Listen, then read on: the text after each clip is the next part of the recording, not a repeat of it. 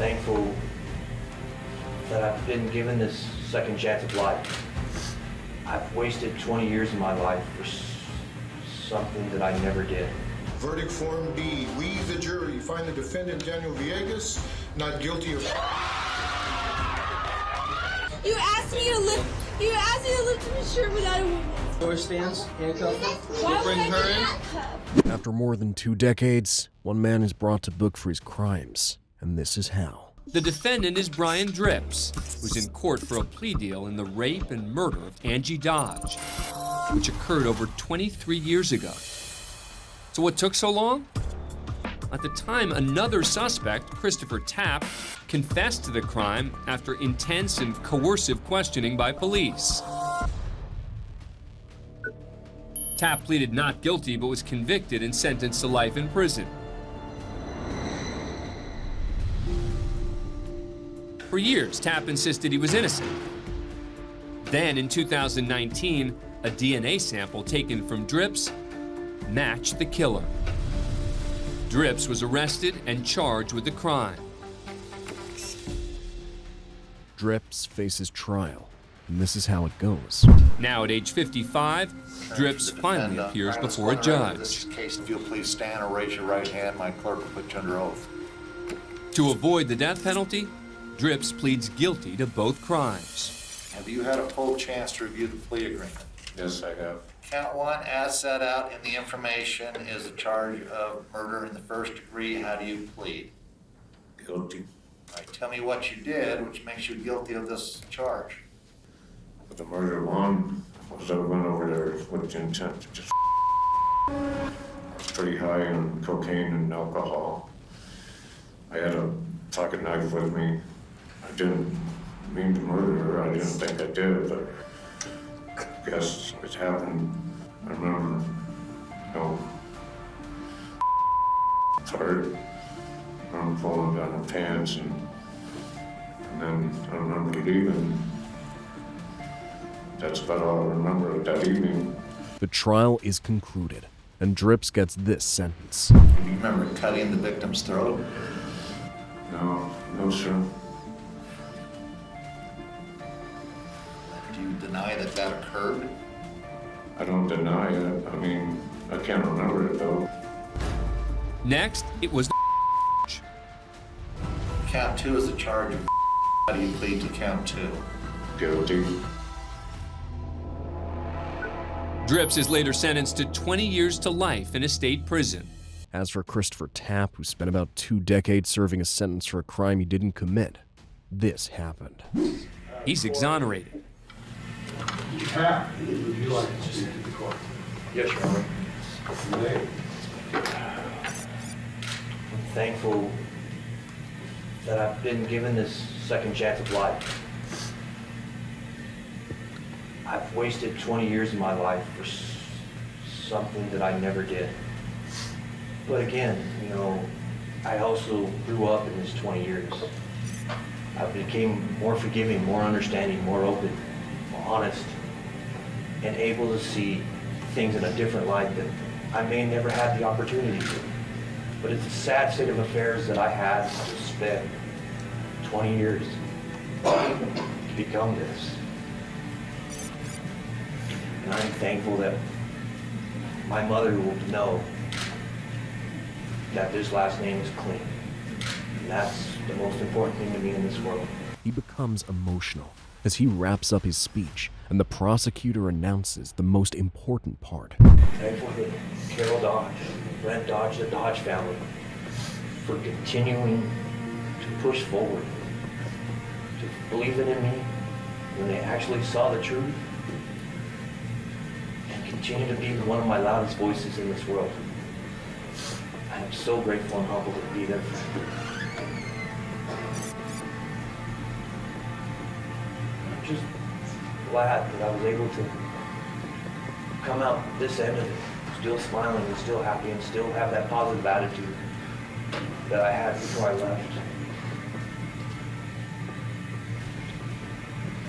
Thank you. Thank you, Mr. Tapp.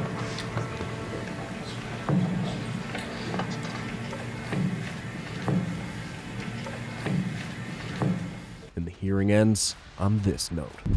Tapp was released from prison with his good name finally cleared.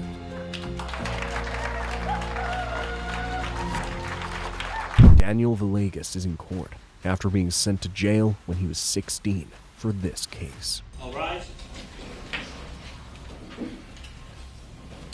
Please be seated.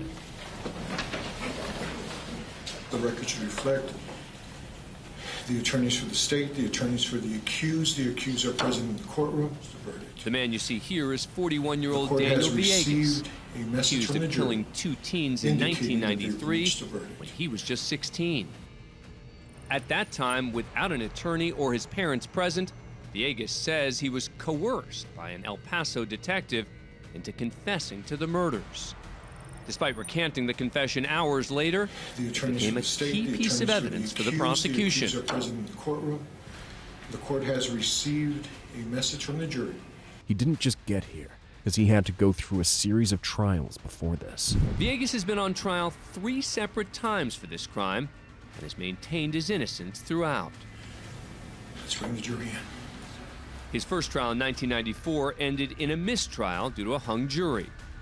A 1995 retrial ended with a conviction for capital murder, and Villegas was sentenced to life in prison. After spending 18 years in prison, that verdict was thrown out in 2013 because of ineffective assistance of counsel. Villegas was released in January of 2014 and has remained out on bond as he awaited a 3rd trial. The judge reads the jury's verdict, and the crowd goes wild. In the District Court of El Paso County, Texas, 409th Judicial District, the State of Texas versus Daniel Villegas, number 94-0D09328. Verdict Form B. We, the jury, find the defendant Daniel Villegas not guilty of...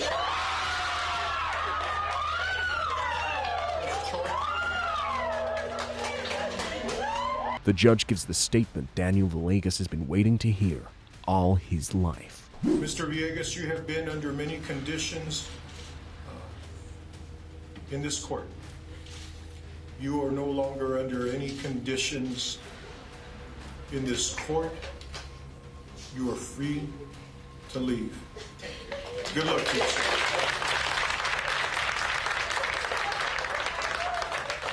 Two people are claiming to be guilty of this crime, and this is what led to it. 17-year-old Joshua Young. The teen's been charged with complicity to murder and tampering with evidence in the brutal killing of his 14-year-old stepbrother, Trey Zwicker. More than 2 years earlier, Zwicker was found bludgeoned to death in a creek near where the teens lived. Now Young is standing trial and has been implicated through testimony from a cousin who claims Young admitted to the killing. But just a few months earlier, it was Young's father, Joshua Gowker, who pleaded guilty to actually carrying out the murder. Joshua Gawker recounts his testimony to prove that he's the one guilty and not his son. The court, suspecting a foul play, continues to ask him questions with hopes that the truth will be revealed. Since arraignment court, I've told you I've done it. I admitted everything I've done. I've been sentenced for it. Life in prison.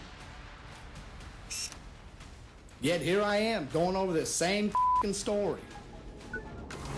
Gowker also explained his motivation for the horrific crime: to get even with his wife, the victim's mother, after she aborted their unborn child. In his confession, he said that he alone used a metal pipe to beat his stepson to death and left his body in a creek. You're the mastermind, right? I mean, you can call it what you want. It's not easy to be a mastermind when you're dealing with dumb people. But prosecutors believe he was trying to protect Joshua. They're not buying the father's story and press Gowker for details. You told the judge that after you all smoked the blunt, that Amanda fell asleep? Yeah, she fell asleep. And that you went out on the couch to play Mortal Kombat? Joshua Gawker catches on and says this to the judge. I don't know. I know what you're doing. You're trying to make microscopic little holes in the that I didn't even give a about 2 years ago.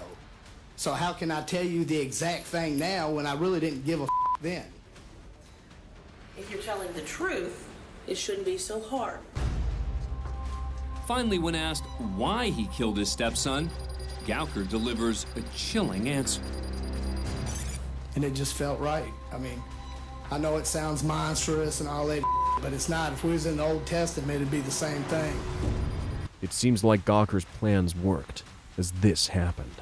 After more than a week-long trial, Gowker's son, Joshua Young, was found not guilty of complicity to murder and tampering with evidence. However, the truth was eventually revealed, even though it took a while.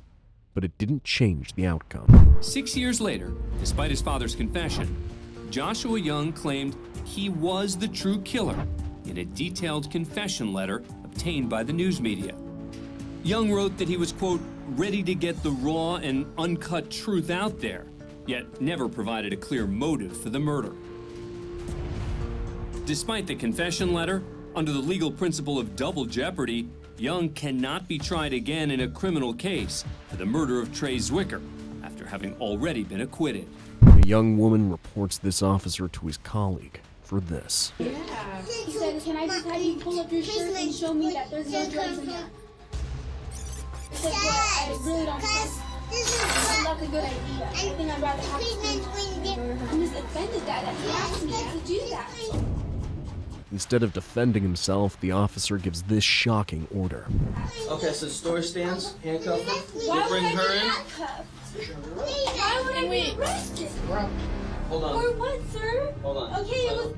Why would I be arrested? Can you please tell me? Turn around, put your hands behind Can your you back. please tell me? Turn around, put your hands Because of behind false your back. allegations made against a police officer, so. What?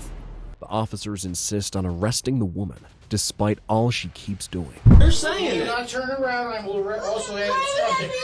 be? Okay, stop. What did I do to anyone? Turn around. Leave me alone, please. Now you go, please, turn around. Please stop. Tell the truth. Tell the truth. Tell the truth. I don't want to press charges. I don't want to sue anyone. I just wanted to end. Jimmy, I got court. I still have to do this, so arrest her. I take the kid. We're done. Why would you do that, sir? Because you're making I'm false not making allegations. false allegations, officer. Why would you put me in this position? I'm a good person. No, I don't want to deal with this, please. I just want to end it. Okay, it was all lies. It was all lies. It was all lies. It was all lies. Let me go home, please. So Why would you be arresting me on right record, now? on tape, in the courtroom. I just want to go home, please.